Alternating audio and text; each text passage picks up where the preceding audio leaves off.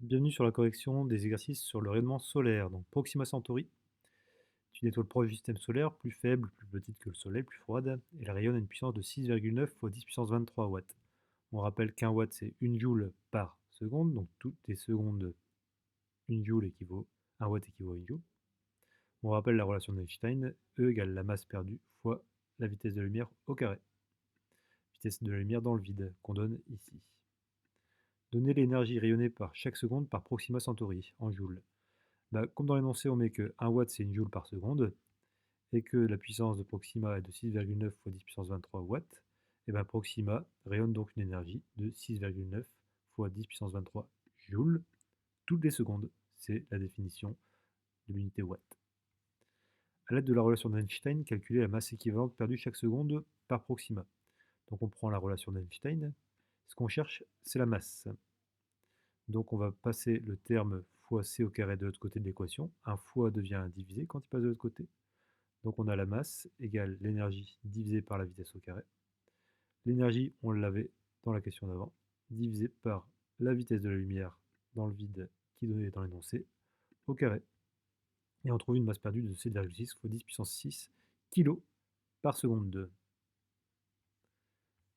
Température de Betelgeuse, qui est une étoile bleue. Donc on donne le spectre de Betelgeuse. Ici, il y a des lumières, en fait. C'est un spectre lumineux. On a retiré les lumières pour voir que là où se trouvait le maximum d'émissions lumineuses. La longueur d'onde en abscisse est en nanomètres, attention aux unités.